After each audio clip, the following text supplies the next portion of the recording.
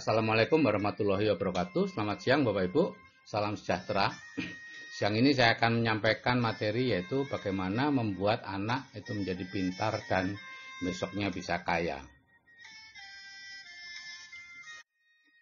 Semuanya berawal dari citra diri Bapak Ibu, yaitu citra diri itu adalah cara kita memandang diri kita. Jadi cara si anak tadi memandang dirinya seperti apa. Kalau si anak tadi memandang dirinya itu pintar, anak akan menjadi pintar. Kalau anak itu memandang dirinya bodoh, anak akan menjadi bodoh.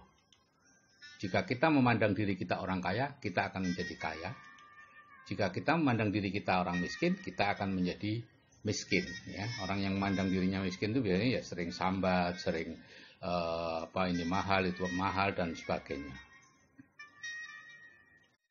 Nah, terbentuknya citra diri itu seperti ini Bapak Ibu. Pada saat usia 0 sampai 7 tahun, ya, itu semua masuk yang dari panca indera itu diserap dan menjadi dasar pola pikir atau citra diri kita. Ya. Kemudian umur 7 tahun itu mulai ada filter.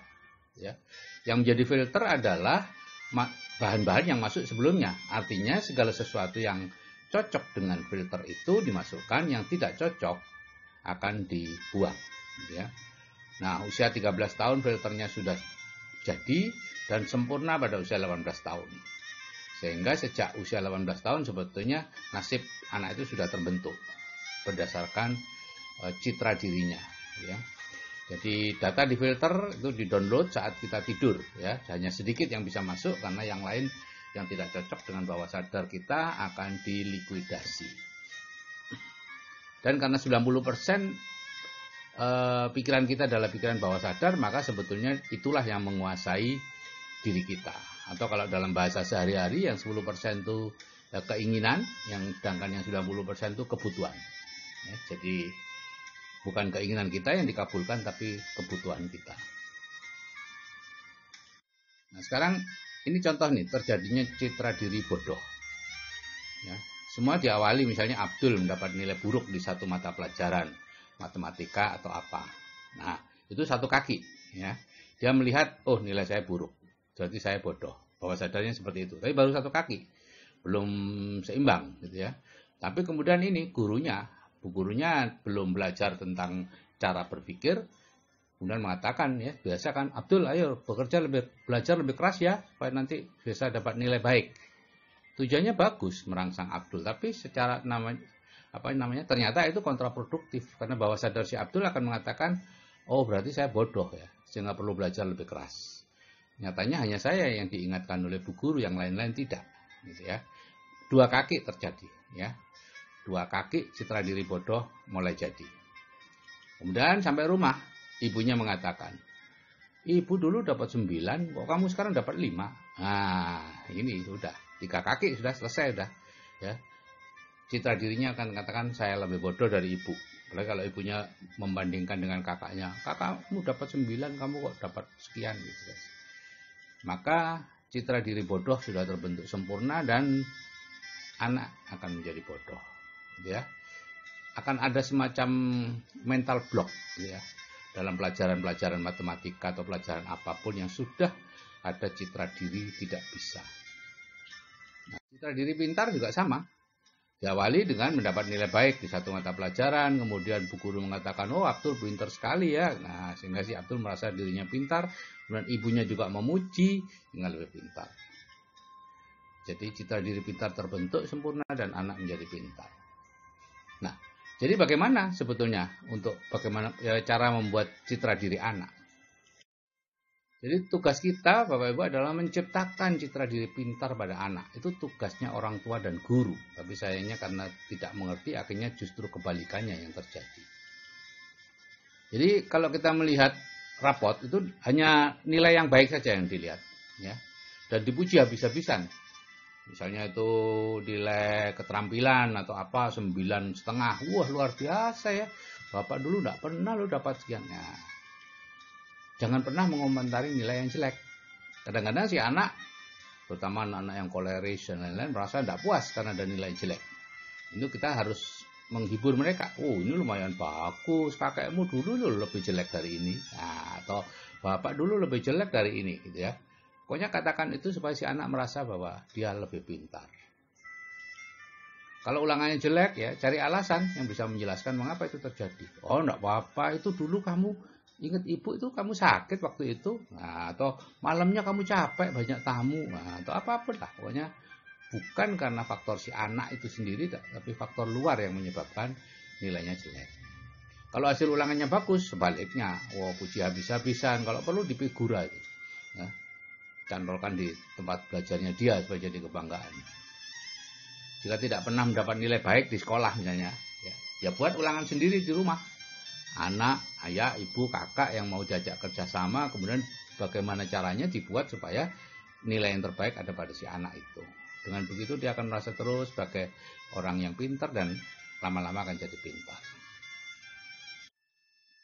Bapak Ibu, banyak orang tua yang mengambil jalan pintas supaya anaknya pintar dileskan.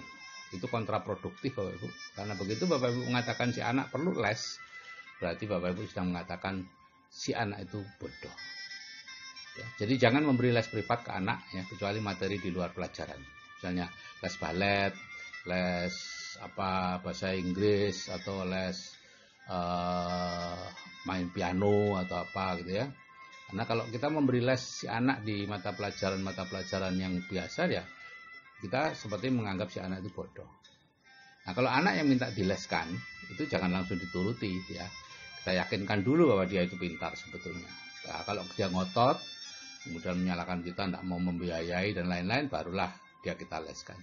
Jadi ngeleskan anak jangan berasal dari orang tua, tersirat ataupun tersurat.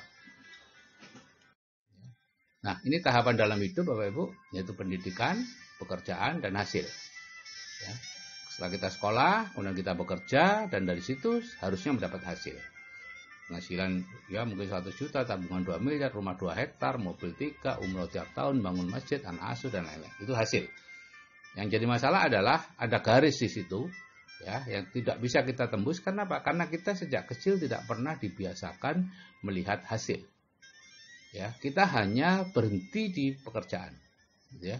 Ini akibatnya apa? Ya ini, pekerja dan pendidikan itu bolak-balik di situ aja.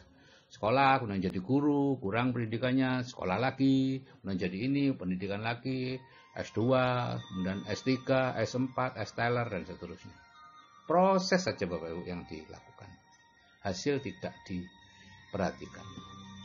Sekarang mulailah menjadikan hasil itu sebagai tujuan hidup bagi si anak. Gitu ya. Selama ini kalau anak-anak ditanya, kalau besar jadi apa? Jawaban yang diharapkan adalah nama-nama pekerjaan. Jadi dokter, jadi insinyur, jadi polisi, jadi tentara, jadi hakim. Kalau ada yang jawab, saya ingin jadi orang kaya supaya bisa membantu banyak orang gitu misalnya ya. Dulu anak saya seperti itu waktu TK. Digiring oleh gurunya. Iya, oh bagus jadi orang kaya. Tapi untuk bisa kaya jadi apa? Oh enggak penting Bu Guru, katanya Bapak. Katanya anak saya gitu. Nah misalnya Caca ingin kaya, apa mau jadi dokter seperti bapaknya gitu ya. Anak saya jawab, bapak aja berhenti gitu ya. Gitu Bapak Ibu ya. Dan karena kita sejak kecil didoktrin untuk menjadi bekerja mencari uang gitu ya, maka ya akibatnya kita harus terus-menerus bekerja Bapak Ibu. Di mana kita fokus, disitulah yang akan kita dapatkan ya. Pensiun dari guru negeri ya mengajar di swasta atau memberi les privat.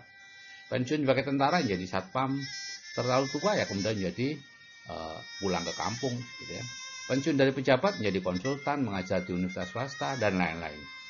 Terus menerus seperti itu. Kalau ditanya kenapa kok bekerja lagi, dijawab dengan alasan macam-macam gitu ya. Satu alasan yang sebenarnya tidak pernah dikemukakan, yaitu membutuhkan penghasilan tambahan. Padahal itu yang alasan sebenarnya, tapi kita selalu beralasan supaya otaknya masih terpakai, supaya ilmunya masih dipakai, supaya masih bermanfaat untuk orang lain, dan sebagainya. Saya mengenal banyak sekali dokter, pengacara, notaris, atau apa, direktur, mantan direktur yang berhenti dari pekerjaannya, pensiun dini, karena sudah mendapatkan penghasilan yang cukup besar. Jadi Bapak Ibu, kalau Bapak Ibu sudah mendapatkan penghasilan yang cukup besar, maka Bapak Ibu tidak punya alasan lagi untuk tetap bekerja.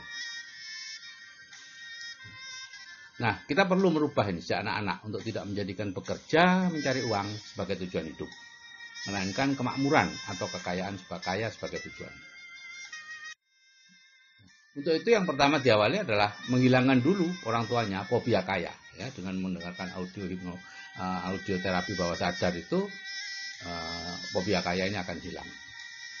Banyak orang yang fobia kaya, takut jadi kaya, menyebut kaya aja takut, ya, tidak berani karena dianggapnya itu keserakahan atau apa gitu ya. Nah, anak kecil, sejak kecil anak-anak itu dikudang untuk besok menjadi orang kaya yang banyak membantu orang. Oh, sapimu berapa ya Le besok ya? Rumahmu besar ya Le. Itu terus saja dikudang. Kalau melihat di TV ada barang-barang mewah, katakan bahwa dia besok punya itu. Ibu mau kamu ajak kemana dan seterusnya. Kalau anak ingin menjadi salah satu pekerjaan, misalnya, aku pengen jadi dokter, oh ya belokkan aja untuk menjadi kaya. Terserah bagaimana caranya. Ya. Nah, untuk anak-anak yang cukup besar, umur 13-18 tahun, katakan ketika dia mengantuk, sudah menjelang tidur itu, sambil mengelus-elus kepalanya atau apa gitu, ibu percaya, nah kamu besok menjadi orang kaya yang banyak membantu orang. Udah, itu aja yang kita katakan. Jangan ditambahi dengan insya Allah yang sering kali kita pakai sebagai PHP ya. Sudah tahu kita nggak datang, kita katakan insya Allah datang atau apapun. Atau saya doakan, ya, karena dia melihat bahwa ibunya mengatakan, oh ya saya doakan, tapi ibunya tidak pernah melihat, dia tidak pernah melihat ibunya kemudian berdoa, masuk kamar berdoa mendoakan yang tadi diucapkan. Jadi itu oleh bawah sadar itu dianggap sebagai PHP. Bawah sadar kita itu jujur banget, nggak ada basa-basi. Oke Bapak Ibu, kalau kita bisa memasukkan program bawah sadar yang baik untuk masa depan anak, di bidang keuangan, di bidang yang lain, maka masa depan anak akan terjamin. Saya akhiri sekian. Wassalamualaikum warahmatullahi wabarakatuh. Selamat siang dan salam sejahtera.